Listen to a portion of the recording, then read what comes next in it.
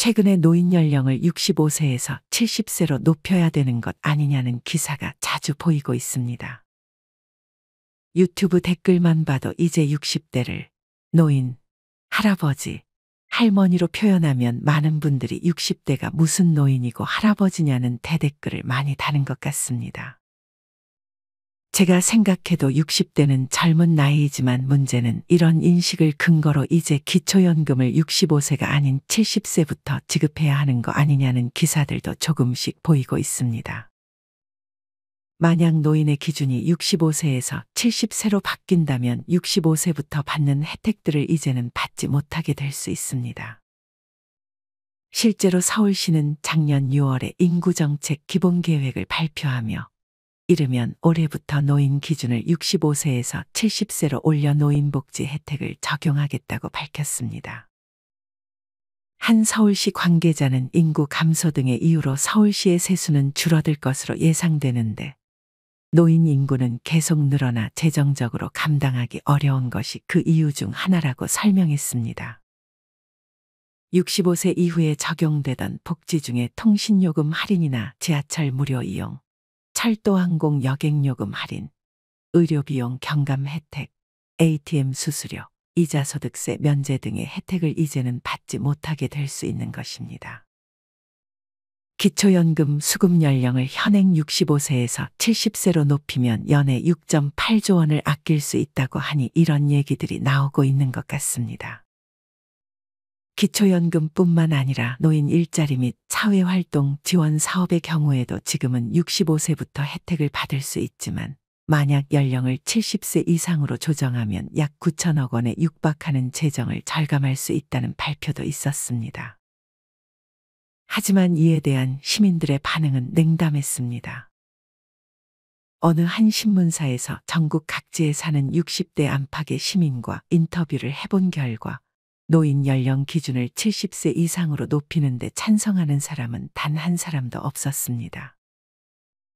대부분이 노인 연령과 사회보장 혜택 연령을 높이는 데 반대한 것입니다. 이는 어찌 보면 당연합니다. 누구나 기초연금을 더 빨리 받고 싶어 할 것이고 복지 혜택도 한 살이라도 젊을 때 받고 싶어 할 것입니다.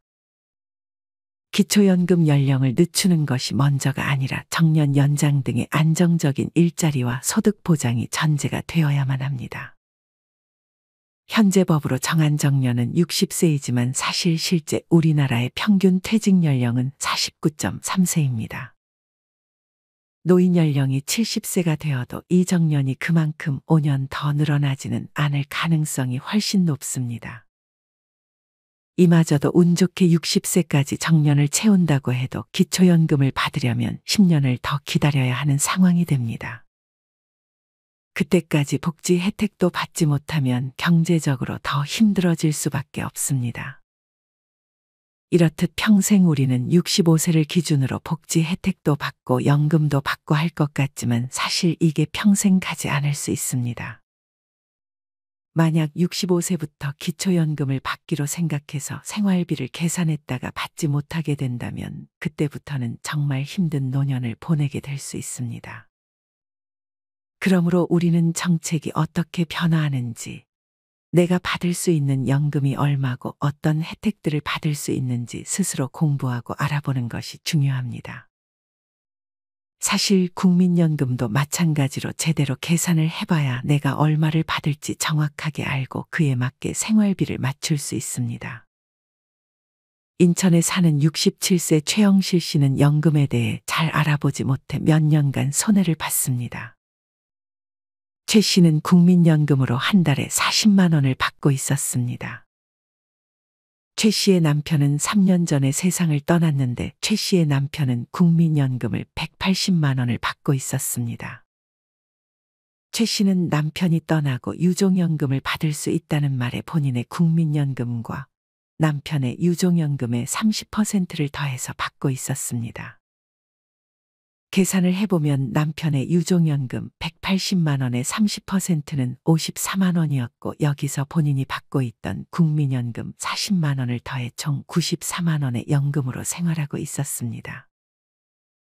하지만 최 씨는 이후 이것보다 더 많은 연금을 받는 방법이 있다는 것을 알았습니다. 본인의 국민연금 더하기 남편의 국민연금의 30%만 받는 대신 본인의 국민연금을 포기하고 남편의 국민연금의 60%를 받는 것이 가능했습니다. 남편의 국민연금 180만 원에서 60%, 즉 180만 원에서 0.6을 곱하면 108만 원이 나옵니다. 유종연금을 받을 때는 이처럼 두 가지의 선택안이 있습니다. 첫 번째는 본인의 국민연금을 그대로 받고 남편의 국민연금 중 30%만 받는 방식이고, 두 번째는 본인의 국민연금은 포기하고 배우자 국민연금의 60%를 받는 방식입니다. 최 씨의 경우 첫 번째 방식으로 계산했을 때 94만 원밖에 받지 못하지만 두 번째 방식으로 계산했을 때는 108만 원을 받을 수 있었습니다. 최 씨가 제대로 알고 두 번째 방식을 선택했다면 한 달에 14만 원의 돈을 더 받을 수 있었던 것이었습니다. 하지만 무조건 두 번째 방식이 더 많은 돈을 받는 것은 아닙니다.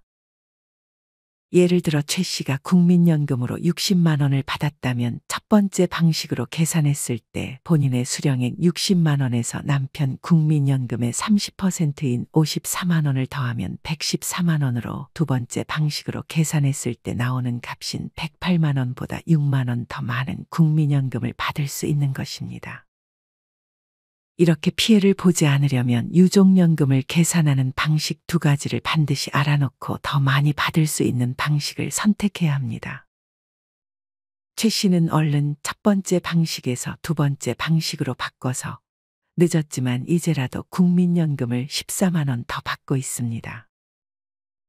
반대로 만약 최 씨의 남편이 살아있고 최 씨가 먼저 세상을 떠났다면 남편의 입장에서는 두 가지 방식 중 어떤 방식이 나을까요?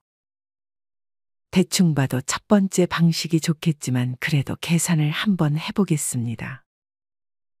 첫 번째 방식, 즉 남편 본인의 국민연금 180만 원을 그대로 받고 아내가 받던 국민연금 40만 원의 30%인 12만 원을 더하면 총 192만 원을 수령하게 됩니다. 만약 두 번째 방식을 택하면 본인의 국민연금 180만 원은 하나도 받지 못하고 아내가 받는 국민연금 40만 원의 60%, 즉 24만 원만 받게 됩니다. 이런 식으로 만약 나보다 배우자가 국민연금을 더 많이 받는다면 두 번째 방식이 유리한 경우도 있을 수 있으니 계산을 잘 해보시길 바랍니다. 여기 유종연금에 대해 잘 몰라 피해를 본 사람이 한 명 더 있습니다. 28세 김용현 씨는 어머니가 일찍이 돌아가셔 아버지와 평생을 살았습니다. 김 씨는 아직 취업 준비생이었고 김 씨의 아버지는 은퇴를 해 연금 200만 원을 받으며 아들의 생활비까지 감당했습니다. 하지만 불행히도 김 씨의 아버지는 지병으로 세상을 떠났습니다. 정신없이 장례를 치른 김 씨는 유종연금을 받을 수 있다는 말을 주변 지인에게 들었습니다. 유종연금 수령은 배우자가 1순위였지만 김 씨의 어머니는 일찍이 세상을 떠났기에 자연스럽게 유종연금 수령 2순위였던 자신이 아버지가 받던 국민연금을 받을 것이라 생각했습니다. 하지만 김 씨가 몰랐던 사실이 있었습니다. 유종연금을 수령하기 위해서는 김 씨의 나이가 25세 미만이어야 했습니다.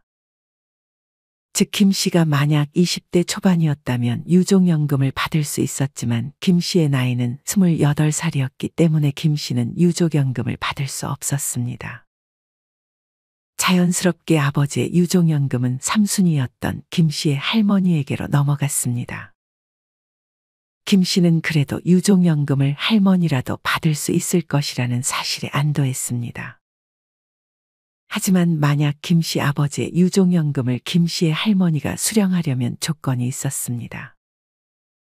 그 조건은 바로 김 씨 아버지의 사망 시점에 김 씨의 할머니와 주민등록상 같은 주소지에 거주하는 것으로 되어 있거나 떨어져 살았을 경우에 할머니께 김 씨의 아버지가 정기적으로 용돈을 드렸다는 증거가 필요했습니다. 하지만 불행히도 김 씨의 할머니는 김 씨의 아버지와 떨어져 살고 있었고 아들에게 용돈을 절대 받지 않으셨기에 정기적으로 용돈을 드렸다는 증빙도 하지 못했습니다. 이에 따라 유족연금 수령 3순위였던 할머니도 유족연금을 받지 못했고 김 씨의 아버지는 손자녀와 조부모도 없었기 때문에 결국 김 씨 아버지의 유족연금은 그대로 소멸해버렸습니다. 김 씨는 사망 일시금으로 장례비 정도는 지급받았지만 조금은 억울했습니다. 하지만 법이 그렇다니 할 수 있는 것은 아무것도 없었습니다. 이처럼 실제로 2014년부터 시작해 재작년인 2023년까지 연금 수령한 지 1년도 되지 않아 사망한 분들이 4,300명 이상이지만 이 중 800명은 유족이 없어서 혹은 조건이 안 돼서 유족연금이 그대로 소멸되어 버렸다고 합니다. 만약 누군가가 유족연금을 받을 수 있다는 말만 믿고 연금을 받을 것이라고 생각하고 있었는데 조건이 안 돼 받지 못한다면 생활이 한순간에 힘들어질 수 있습니다. 내가 만약 유족연금과 관련이 있다면 확실하게 유족연금을 받을 수 있는 조건인지 위의 표를 참고하고 더 정확히는 국민연금공단 고객센터 1355로 전화해서 물어보시길 바랍니다. 한편 충주에 사는 58세 강미영 씨는 재작년에 남편과 사별했습니다. 강 씨의 남편은 250만 원의 국민연금을 받고 있었습니다. 남편이 떠나자 강 씨는 유족연금 150만 원을 받고 있었습니다. 그러던 중 우연한 기회에 강 씨는 남동생의 회사에서 일을 해보지 않겠냐는 제안을 받았습니다. 남동생은 돈 관리를 강 씨에게 맡겼는데 이전에 직원이 횡령을 해서 아무래도 가족인 강 씨가 돈 관리의 적임자일 것이라고 생각해 부탁한 것이었습니다. 강 씨의 남동생은 강 씨에게 월 300만 원을 주겠다며 강 씨에게 일을 부탁했습니다. 강 씨는 유족연금 150만 원에 월급 300만 원까지 받아 450만 원으로 아주 넉넉한 노후를 보내기를 희망했습니다. 하지만 강 씨가 모르는 사실이 하나 있었습니다. 만약 60세 이전에 배우자가 세상을 떠나면 유족연금을 수령받을 수 있었지만 근로나 사업소득 혹은 임대소득이 월에 298만 원 이상이 되면 유족연금을 받을 수 없었습니다. 물론 60세가 넘으면 유족연금은 다시 받을 수 있지만 강 씨가 60세가 되려면 아직 2년이나 남아 있었습니다. 강 씨는 호화로운 노후를 지내기 위해 골프레슨과 사교 모임, 자동차 대출까지 월 생활비 450만 원을 꽉꽉 채웠지만 이제 유족연금은 받지 못하게 되니 한 달밖에 되지 않은 골프레슨을 취소하고 사교 모임도 건강이 안 좋다는 핑계를 대 더 이상 나가지 못했습니다. 강 씨는 자동차 대출금도 남아있어 일을 쉬지도 못했습니다. 그렇게 강 씨는 60세까지 일을 하고 중간에 자동차 계약도 그냥 위약금을 내고 취소해버렸습니다. 강 씨는 60세부터는 일도 그만두고 그저 다시 부활한 남편의 유족연금 150만 원으로 분수에 맞게 살고 있었습니다. 그러던 중 강 씨는 마음이 맞는 이성을 만났습니다. 강 씨는 얼마 안가 재혼을 했습니다. 재혼을 하는 순간 강 씨가 받던 전 남편의 유족연금은 더 이상 나오지 않았습니다. 강 씨는 이 사실을 미리 인지하지 못해 당황했습니다. 강 씨는 이제 재혼 상대에게 용돈을 받아야 하는 처지가 되었습니다. 하지만 강 씨의 재혼 생활은 생각했던 것만큼 행복하지 못했습니다. 강 씨는 매일같이 남편의 삼시세끼 밥을 차려줘야 했고 집 청소를 해야 했습니다. 설상가상으로 재혼 상대가 바람이 나 강 씨는 결국 이혼했습니다.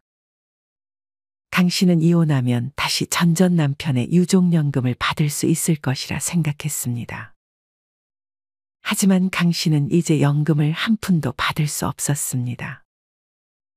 아니, 이제 다시 혼자라니까요. 안타깝지만 재혼했다가 다시 이혼했을 시 원래 받던 유족연금은 받을 수가 없어요. 관련 지사 직원은 강 씨에게 재혼했다가 이혼했을 시 전전 남편의 유족연금을 받을 수 없다는 얘기를 꺼냈습니다. 당신은 그렇게 다시 혼자가 됐지만 이제는 연금도 받을 수 없어 아픈 몸을 이끌고 다시 일을 구하러 다닐 수밖에 없었습니다. 한편 평택에 사는 53세 백자현 씨는 국민연금에 불만을 가지고 있었습니다. 이유는 다름 아닌 직역연금과의 차별 때문이었습니다. 직역연금이란 공무원 연금, 군인연금, 사학연금 등을 의미합니다. 백 씨와 백 씨의 지인 김 씨는 모두 지병으로 남편과 일찍이 사별한 상태였습니다. 백 씨의 남편은 사업을 하다 늦은 나이에 회사를 다녀 국민연금 가입 기간이 길지 않았고, 지인 김 씨의 남편도 늦은 나이에 공무원이 돼 국민연금 가입 기간이 10년을 넘기지 못했습니다. 이후 시간이 흘러 백 씨와 지인은 연금에 대해 얘기를 나누기 시작했습니다. 유종연금을 받던 백 씨는 위의 표와 같이 남편의 국민연금 가입 기간이 10년이 안 됐기 때문에 기본연금액에서 40%밖에 받지 못했습니다. 하지만 지인 김 씨는 직역연금에 유종연금을 받고 있었기 때문에 기간과 상관없이 무조건 기본연금액의 60%를 받았습니다. 만약 똑같이 백 씨와 지인 김 씨의 남편이 받을 연금이 200만 원이고 가입 기간이 10년 미만이라고 가정했을 경우 백 씨는 유종연금으로 80만 원을 받게 되고 지인은 유종연금으로 120만 원을 받게 되는 등의 차별이 발생합니다. 똑같이 내는 연금인데 이런 차별을 두는 건 바람직하지 않은 것 같다는 생각이 듭니다. 사실 개인연금은 국민연금과 달리 개인이 받다가 사망하게 되면 남은 금액을 내가 정한 그 누구에게나 물려줄 수 있는 장점이 있지만 국민연금은 그렇지 못하고 소멸해버리거나 직역연금과 차별이 생기는 등 국민들이 봤을 때 불만이 쌓일 수밖에 없게끔 만들어진 것 같습니다. 여러분은 만약 내야 할 국민연금이 연체되면 어떻게 되는지 알고 계신가요? 국민연금을 미납했을 시 압류가 될 수 있습니다. 어떤 분은 밀린 국민연금 1,500만 원을 한꺼번에 청구받고 납부를 하지 못하자 은행권이 싹 다 막혀버렸다며 불만을 토로하기도 했습니다. 사실 국민연금과 관련해서 더 큰 문제는 앞으로 도입될 자동조정장치가 될 수도 있습니다. 만약 자동조정장치가 도입되면 연금 개시 당시의 연금액으로 고정되거나 오히려 감액이 될 수도 있다고 합니다. 현행 국민연금 제도는 전년도 소비자 물가 변동률에 따라 연금액을 조정하도록 해 적어도 물가 상승분만큼 연금액도 인상됩니다. 하지만 자동조정장치가 적용되면 인상률이 마이너스 수치까지 떨어져 최저 인상을 면치 못할 것으로 보고 있습니다. 이를 토대로 생애 연금 수급액을 계산해보면 20대에서 50대 모두 7천만 원 이상 적게 받는 것으로 나타났습니다. 2036년에 자동조정장치가 작동한다고 가정했을 때 65세가 되는 1971년생은 2060년까지 3억 8,436만 원보다 7,273만 원 적은 금액인 3억 1,163만 원을 수령하게 됩니다. 이외에도 40대인 1976년생과 30대인 1986년생은 7,293만 원, 20대인 1996년생은 7,259만 원이 삭감될 것으로 예측됐습니다. 국민연금을 어떻게든 깎으려는 모습이 보이는 것이 좋게 보이지는 않는 것 같습니다. 물론 국민연금공단은 현재 돈을 아주 잘 벌고 있습니다. 지난해만 해도 국민연금공단은 해외 주식의 비중을 늘리며 9월 말 기준 9%의 수익률을 내기도 했습니다. 이렇게 낸 수익을 잘 지켰다가 연금액을 줄이거나 차별 없이 공평하게 잘 지급이 되었으면 좋겠습니다. 이상으로 오늘의 영상을 마치겠습니다. 우리 모든 구독자분들의 행복한 여생을 응원합니다. 다음에 더 좋은 내용으로 찾아뵙겠습니다. 감사합니다.